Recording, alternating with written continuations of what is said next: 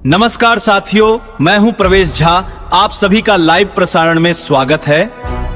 अभी मेरे साथ सुप्पी प्रखंड मनियारी राजपुर निवासी पंजीकर श्री राजेश मिश्रा जी मेरे स्टूडियो में मौजूद है। सर्वप्रथम यह पंजीकार कार्यालय से मैं सभी दर्शकों को प्रणाम कर रहा हूँ। सर, मेरा योगदान सिर्फ यही है कि पंजी व्यवस्था जो है उसको सुरक्षित रखें और पंजी व्यवस्था चलते रहे। ये जो पंजी वंशावली है यह सिर्फ वंशावली ही नहीं है, ब्राह्मणों की वैवाहिक वंशावली भी इसमें संरक्षित है और इसको संरक्षित करने में थोड़ा परेशानी तो हो रही है। आधुनिक युग लाए जी, अभी जैसे कंप्यूटर में हम चाह रहे हैं कि लोडिंग करना, लेकिन स्कैनर मेरा छोटा है, कागज पुरानी है, वो बड़ी बड़ी है, लेकिन उस पर विचार चल रही है। देखिए क्या होता है जी। सवाल नंबर 2 सर, ताड़ के पत्ते और पुराने कागजों पर 700 साल पुराने यह ऐतिहासिक विरासत आपके पास मनियारी में है सुरक्षित या ससौला में है? क्या कि टोटल पेपर पर यह न्यूज में शो कर रहा है सर ससौला, सवा ससौला में मौजूद है, लेकिन आप तो मनियारी के निवासी हैं सर। आप जो कार्यक्रम करते हैं मनियारी में, आप कहीं माने नेपाल से या लगभग 12-13 जिला से लोग आते हैं आपके पास राजपुर में। देखिए, सभा जब से लगी जी, लगभग 700 वर्ष पुरानी सभा है, ससौला सभा भी है। यहाँ सौराठ के नज़दीक बेनीपट्टी के ही पंजीकार लोग 3 व्यक्ति रहते थे, जिसमें 2 मनियारी में और 1 ससौला में रहते थे। मैं जो इस जगह पर हूँ, इस पर पीढ़ी दर पीढ़ी 700 वर्षों से पंजीकार रहते हुए आए थे और उस जगह पर मैं मनियारी में हूँ और जितनी पांडुलिपि है मनियारी में ही सुरक्षित है। सर, उसमें से कुछ पुराने कागज दिखाना चाहेंगे? क्योंकि 700 साल पुराने दर्शक समझ के उसको देखने के लिए बेचैन। जैसे तार की पत्ता हो जी जी, ये तार की लिपि तो 700 वर्ष 600 वर्ष पहले ही की लिपि होगी। इसके बाद बरसात का कागज है कुछ मेरे पास जो उस जमाने का है जी, और इसका लिखावट आज भी स्पष्ट है और इसको पानी में भी अगर डालेंगे तो इससे आई इधर उधर नहीं होगी जी। और कागज भी काफी मजबूत और टिकाऊ। सर, एक चीज और, कुछ दिन पहले मात्र 1 सप्ताह पहले आपको डीएम सर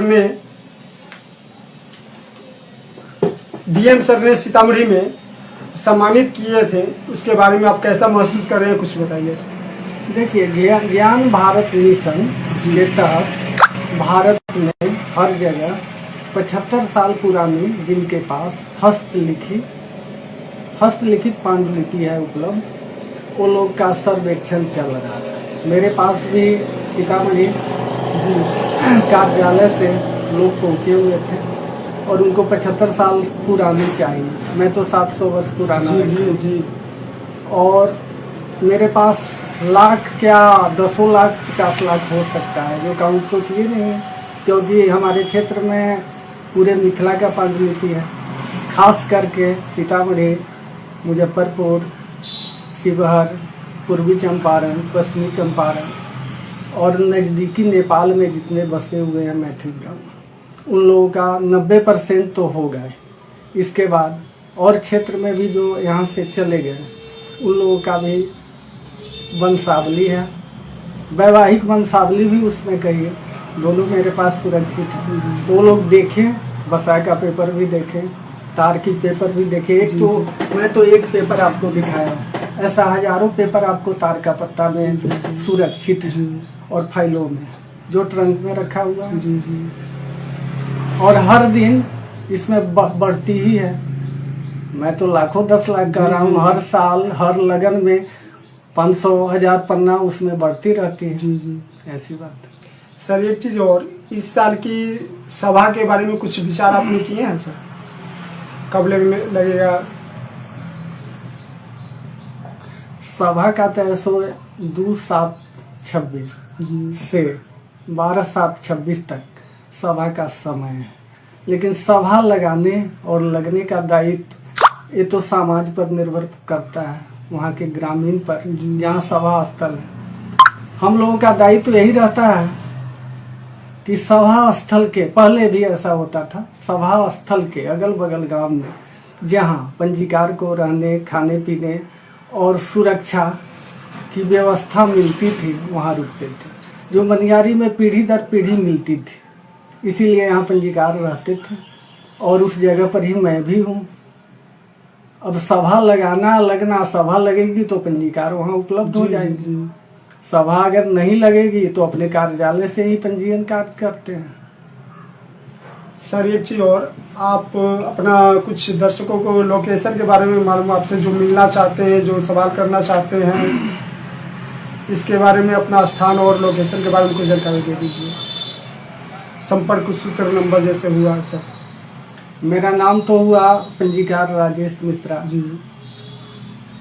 जगह का नाम जो है उद्धव चौक, राजपुर टोला, ढेंग स्टेशन रोड, मनियारी हुआ जी। मेरा कॉन्टेक्ट नंबर 94-318-039-20 हुआ और रेलवे स्टेशन से मात्र 200 मीटर दूरी पर हम उपलब्ध रहते हैं। आने जाने की भी सुविधा है। आगे बोलो। और सर एक चीज़ और बताइए, जो आपसे शादी विवाह जो बर पक्ष का और लड़की पक्ष का जो पेपर के आपके पास ज़रूरत होता है, उस अनुसार आप क्या कहते हैं उसको, सिद्धांत जो बनाते हैं सर, उसमें क्या क्या कागज़ की जरूरत पड़ता है सर?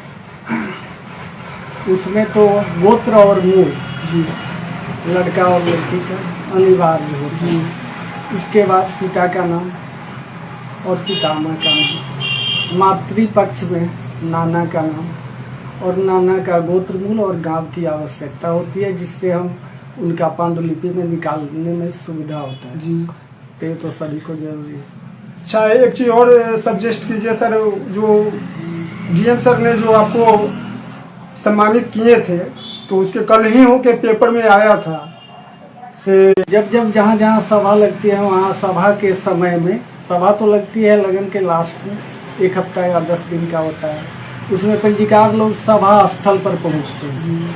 तो सभा के ही पंजीकार हुए, सौराठ हो या ससौला हो या जो भी हो, जो पंजीकार जहाँ जाते थे वही सभा का नाम हो जाता है। तो ससौला हैं, लोग सब जानते हैं कि ससौला सभा के पंजीकार राजेश मिश्रा है। पहले पंजीकार बहुत लोग थे, अभी मैं सिंगल हूँ, अकेला हूँ। जी जी। एक चीज और सर, धीरे धीरे इस चीज पर जो देख रहे हैं, जो लव मैरिज हो रहा है, चाहे बिन सिद्धांत को जो कर रहे हैं, उस पर कुछ आपका विचार? लव मैरिज जी देखिए, उसमें सिद्धांत के तो जरूरी नहीं है सर। देखिए लव मैरिज जो हुआ जी, उसमें जिन आपका लड़का है लड़की है जी, 20 साल या 25 साल, आप उसको संरक्षित कर रहे हैं, हर व्यवस्थाएं दे रहे हैं, आपकी विचार को नहीं मानते हुए वो अपनी विचार पर ढल रहा है। उम्र के हिसाब से होता है, फिर उम्र जब हम लोगों के ऐसा परिपक्व होता है तो लोग पछताते हैं जी, लेकिन समय बीत चुका होता है तो उसकी व्यवस्था तो इसमें कुछ है नहीं। इसमें तो सिर्फ मैथिल ब्राह्मण का ही हम वंशावली देखते हैं। अगर लव मैरिज या अदर कास्ट में जा रहा है तो हम इस अधिकार में क्या लिखेंगे कि आपका विवाह जैसे हुआ है, कहाँ हुआ है, किस गोत्र मूल में हुआ है, चाहे उस नाना का मातृपक्ष का कहाँ विवाह, क्या गोत्र मूल है, तो बुझिए वो व्यवस्था आप अपने लेके घूम रहे हैं। एक और कमेंट में आया है सर, दर्शक कुछ लिखे हैं, से पहले तो सभा लगता था ससोला में, तो पंजीकार से पहुंचते थे, अभी तो सबके सामने सिंगल आप नजर आ रहे हैं, लेकिन अब के पश्चात क्या हुआ सर? अभी तो अभी के आज के डेट में बस सिंगल आप ही हैं, आप इस पे बहुत, लेकिन आपके बाद इस पर आप कुछ सोचे हैं? देखिए जब हमको जिम्मेवारी मिला है जी, तो जिम्मेवारी का भी निर्वहन जरूर करेंगे। हमारे बाद हमारे योग्य जो पंजीकार नजर आएंगे उनको तो उत्तराधिकारी हम जरूर बनाएंगे। जी, जी। अभी तो खुद हम आप लोगों से हाँ, सीख जी, रहे हैं। जी, जी, नहीं, जी। अभी तो मैं खुद सीख रहा जी, हूँ, जी, पढ़ रहा हूँ, जी। कुछ अध्ययन कर रहा हूँ। समय आएगा तो पंजीकार हम जरूर। हर मैथिल ब्राह्मण अपने बच्चे को गोत्र और मूल जरूर याद कराए जी कि भविष्य में उनको कठिनाई नहीं हो। और ये लगे कहीं भी अगर कोई पूछते हैं कि गोत्र मूल क्या है, वो लोग बताने में असमर्थता व्यक्त करते हैं। इसलिए हमारी सबसे प्रार्थना है कि आप लोग जरूर अपने बच्चे को ये सिखलाएं कि उनका गोत्र क्या है, मूल क्या है। अच्छा, आप तो बहुत ज्ञानी है सर, तो आपसे कुछ समझ और सीखना जरूरी है, कुछ राय लेना। आप धीरे धीरे देख रहे हैं सर अपना मैथिल समाज में अपना संस्कार भूल रहे हैं, देख रहे हैं कितना आदमी के जनेऊ संस्कार हो गया, लेकिन लोग बदलाव करें तो बच्चे में जरूर संस्कार बदलाव होगा, जो कमी है। चलते चलते सर कुछ और मैथिली समाज के बारे में कुछ बताते चलिए सर।